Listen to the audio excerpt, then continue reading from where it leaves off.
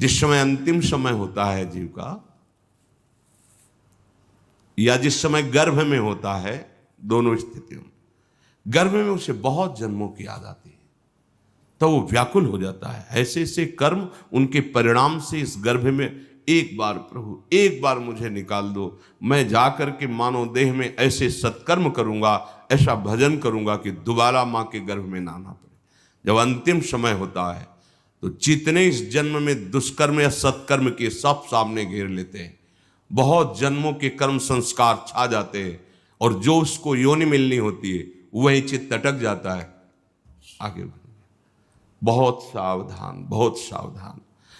कह रहे हरिराम व्यास जी, 14 लोकों में घूम कर मेरी स्मृति इस समय जागृत, 14 लोकों में घूमा हूं, हर जगह सुख भोग की लालसा में हरि का विस्मरण ही होता रहा। हरि का स्मरण कब होता है अखंड? जब लौकिक सुखों की, भोगों की चाह खत्म हो जाती है। होगी कैसे? भगवान नाम जप से। हरि का विस्मरण कब होता है? जब किसी भी भोग में महत्व करके भोग रहे होगे, उस समय हरि, और अगर हरि स्मरण है तो उसमें सुख नहीं मिल सकता, क्योंकि सत्य प्रकाश तुम्हारे साथ है। इसीलिए बड़े भाग्यशाली जन हैं जो रात दिन नाम का पहरा बैठा लिए हैं। रात दिन नाम, उठे बैठे, चले फिरे, खाए पिए, सब क्रियाएं हो रही, पर भगवत स्मरण परायण, बड़े महत भाग्यशाली। ये जो लोग कहते हैं ना, अरे नाम में रुचि नहीं हो रही, नाम चल नहीं रहा, भाई सिद्ध तो नहीं हो गए ना। रुचि तो भोगों में है, अब नाम अरुचि पैदा करेगा भोगों में, फिर नाम में जब रुचि आएगी तो नामी का रूप झलकेगा। धैर्य पूर्वक जपिए। 14 भुवनों में घूम आया, इसी स्वार्थ ने सुख भोग की लालसा ने हरि विस्मरण कराया। हरि विसरायो। करोड़ों ऐसे अपराध किए जन्म जन्मांतरों में, जिन्हें ब्रह्म हत्या कहते हैं, पंच महापाप कहे गए हैं। कैसी बुद्धि मलिन हो गई है कि इन पंच महापापों को हम मनोरंजन समझते हैं, सुख का साधन समझते हैं।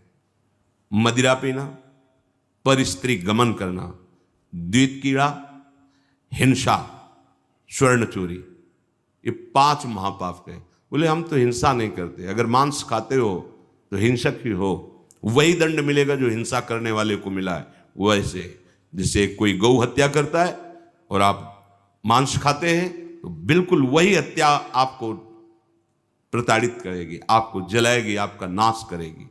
कोटि गाय ब्राह्मण मारे को ताप पाप उपजायो। ब्रह्म हत्या जैसा पाप लगता है। देखो कैसी मलिनता है।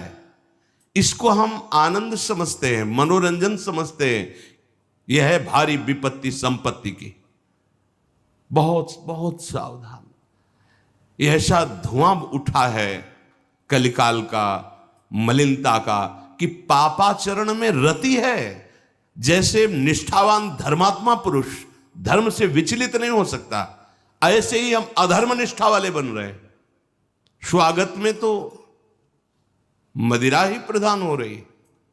कैसा कैसा बुद्धि काम नहीं कर रही। कैसे मंगल होगा, कैसे सुख होगा, जिसे शास्त्र के रचयिता भगवान स्वयं श्री कृष्ण द्वैपायन व्यास देव जी वो कह रहे हैं। ये पंच महापाप है, ये ब्रह्म हत्या के समान है। कैसा कैसा मनोरंजन। मित्र मिले, क्या स्वागत में मदिरा रखी जा रही, और बहुत भाई धनी है, ऐश्वर्यवान, तो मांस भक्षण और व्यभिचार, मनोरंजन के लिए द्वैत कीड़ा, दूसरों का धन अपहरण करना, हिंसा करना स्वभाव। क्या हो रहा है? बोले पाप ताप उपजायो, भारी ताप।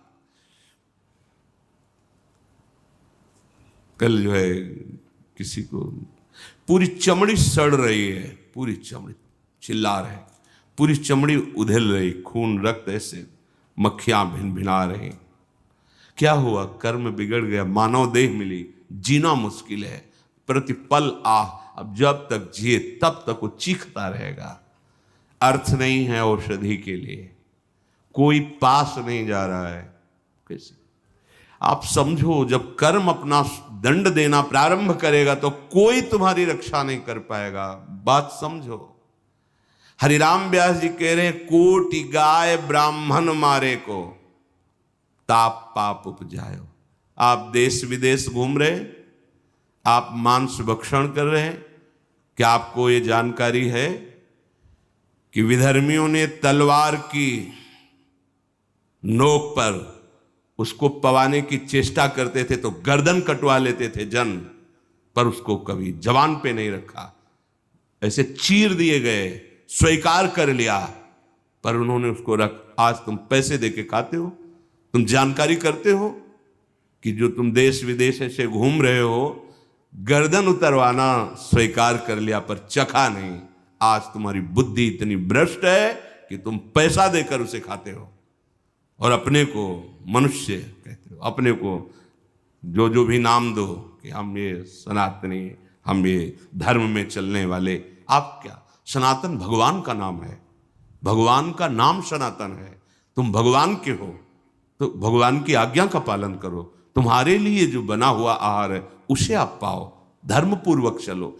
महापाप हम हर्षित होकर करते हैं, बातें बड़ी बड़ी ज्ञान वैराग्य बड़ी उन्नति की बातें करते हैं, और हमारे आचरण कैसे होते हैं। सुधार करो भाई, सुधार कर लो। अगर आपको ये मानव देह मिला है तो संभाल कर लो, नहीं कितनी योनियों में भटकना पड़ेगा अभी पता नहीं। अज्ञान के कारण लगता है देख लेंगे, कुछ नहीं। सावधान हो जाओ। यदि आप जिस पशु का मांस खाते हैं उसी पशु की हत्या का आपको पूर्ण दंड मिलेगा। यानी कि मैं खरीद लाता हूं, मैं कोई हत्या तो नहीं करता, लेकिन आप पा रहे हैं ना, तो वही पाप आपको लगेगा। वही कर्ता प्रेरक अनुमोदन।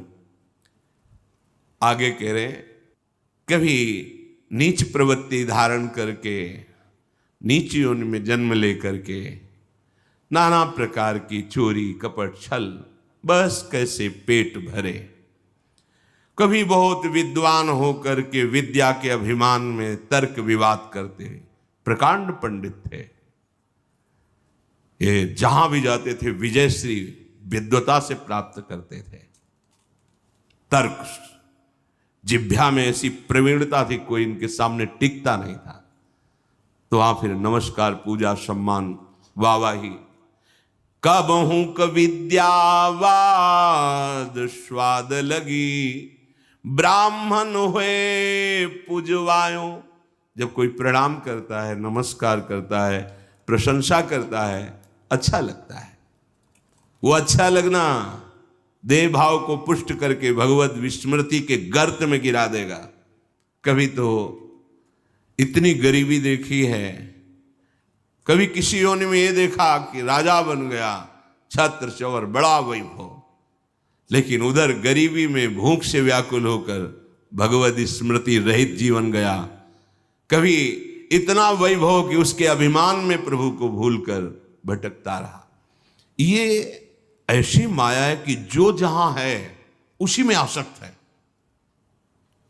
महाभारत में प्रसंग आता है, भगवान व्यास देव जी जा रहे थे तो एक नाली का कीड़ा निकलकर बड़ी तीव्र गति से मार्ग को लांघ रहा था। वह भाई इतनी रफ्तार से आप जा रहे हो, क्यों, क्या पीड़ा है तुम्हें? वो बोले उस साइड की नाली में मुझे जाना है और भयभीत हूं। क्यों भयभीत? तुम्हें गाड़ी की आवाज नहीं सुनाई दे रही? बैलगाड़ी आ रही, वो हमारे ऊपर चढ़ेगी तो मैं मर जाऊंगा। भगवान व्यासदेव जी सर्व भाषाओं का ज्ञान रखने वाले, उन्होंने कहा तुम्हें इस कीड़े शरीर से इतना प्यार है? अरे ये शरीर नष्ट होगा तो दूसरा शरीर मिल जाएगा। बोले आपको जो व्यास शरीर प्रिय है ना, ये उतना ही हमें ये कीड़े का शरीर प्रिय है। भगवान व्यासदेव जी ने कहा बड़ी भगवान की विचित्र माया है, अब हम तुम्हारा परम कल्याण करेंगे। तुम एक बार मेरे कहने से रुक जाओ, अभी शरीर छूटेगा और तुम सुख को प्राप्त होगे। तुम्हें दुख नहीं मिलेगा शरीर छूटने के समय। स्तब्ध किया उसको, ओ गाड़ी आई कुचल के मन। उसका फिर चतुर्वर्ण में जन्म हुआ मनुष्य योनि में। वो जब नवयुवक हुआ तो अपने इन्हीं सब कार्यों में, जो चतुर्वर्ण के कार्य, उसी में मगन गए भगवान व्यास देव जी। बड़ा बड़ा प्रसंग है, मुझसे छोटा करके। भाई तुम कौन हो? अपना परिचय। मैं अमुक हूं। नहीं नहीं, तुम्हें याद है? अब स्मृति जागृत हुई। हाँ, मैं वही कीड़ा हूं जो आपसे, तो देखो तुम फंस गए ना फिर यहां। जैसे तुम्हें कीड़े का शरीर प्रिय था, ऐसे तुम ये इस शरीर में। नहीं नहीं, इसको भी छोड़ो। भगवान व्यास देव जी ने वो शरीर छुड़वाया। क्रम से वो प्रथम वर्ण में जब उस ऐसे राजा बना, तृतीय वर्ण, ओ चंवर डुलाए। तुम्हें याद है? हर वर्ण में उसका जन्म हुआ क्रम से। तुम्हें याद है? हाँ, मैं चक्रवर्ती राजा हूं, मेरा है भाई वो, मुझे स्मृति। नहीं नहीं, तब पूर्व, हाँ मैं नाली कीड़ा था, मैं ये समझो। भगवद स्मृति धारण करो, इस पे राग मत करो। वहां त्याग करा है। जब प्रथम वर्ण में जन्मा, वो अपने कार्य में विद्वान होकर ऐसे उपरोहित। फिर भगवान व्यास देव, तुम्हें याद है?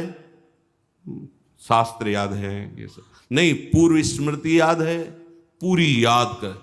हाँ भगवान, अब एकांत वन सेवन कर, और मैं जो ब्रह्म विद्या का उपदेश कर रहा हूं उसको धारण कर, तो परम पद को प्राप्त होगा।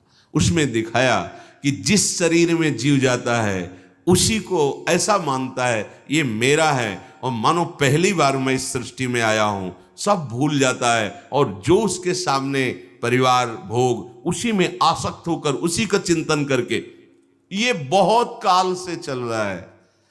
जब भगवत प्रताप से स्मृति जागृत हुई तो कह रहे हरिराम व्यास जी कि कभी मैं नीच वर्ण में जन्मा तो नाना प्रकार के नीच कर्म करता रहा, कभी उच्च वर्ण में जन्मा तो बस यही वाद विवाद और तर्क प्रणाम नमस्कार, इसमें पूरा जीवन विस्मरण कर दिया हरि का। कभी मैं बहुत गरीब हुआ तो घर घर पेट पालने के लिए उनकी जूठन खाई। कभी सिंहासन पर बैठकर राजा हुआ, छत्र चंवर डुल रहे, भूल गया ऐश्वर्य में प्रभु को। कबहू का कंचन कामिनी लगी